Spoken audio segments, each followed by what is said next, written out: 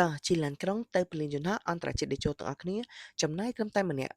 1500រៀលតែប៉ុណ្ណោះជម្រាបសួរបងប្អូនទាំងអស់គ្នានៅក្នុងវីដេអូនេះគឺយើងបង្ហាញអំពីការធ្វើដំណើរដោយជិះឡានក្រុងទៅព្រលានយន្តហោះអន្តរជាតិតេជោ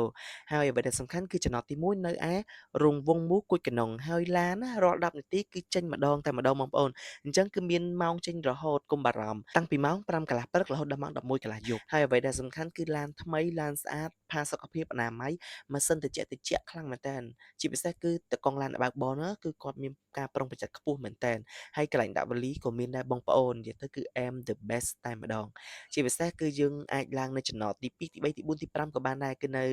មុខសាលាពេទ្យនៅសាលារូនៅជិតសាលារូទី4នៅឯ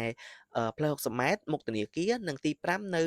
ផ្សារ Eon 3តែម្ដងហើយចំណតចុងក្រោយគឺយើងទៅដល់អាកាសយានដ្ឋានអន្តរជាតិដេជោតែម្ដងបងប្អូនអ្វីដែលសំខាន់គឺ ខ្ញុំចំណាយពេលប្រហែលជាត្រឹមតែជិត1ម៉ោងតែប៉ុណ្ណោះក្នុងការធ្វើដំណើរអស់តែ1500ហើយជិតតែ1ម៉ោងឯងដល់និយាយទៅគឺលឿនមែនតែនហើយចំណេញច្រើនមែនតែនបងប្អូនអញ្ចឹងកុំពិបាកជិះឡានជិះម៉ូតូឲ្យមកខ្លួនឯងជិះឡានក្រុងមកងាយស្រួលសុវត្ថិភាពទៀតជាពិសេសគឺយើងបានជួយសេដ្ឋកិច្ចជាតិផងដែរណាបងប្អូនឥឡូវយើងមកដល់ហើយអញ្ចឹងគឺមកដល់ពលានយើងគឺធំខ្លាំងមែនតែនខ្ញុំពិតជាមានមោទនភាពបានកើតជាកូនខ្មែរ ពលានយើងស្អាតខ្លាំងមែនទែនបងប្អូនអញ្ចឹងកុំភ្លេចទស្សនាវីដេអូក្រោយថាការហោះហើរលើកដំបូងធ្វើបែបម៉េចអរគុណជម្រាបលា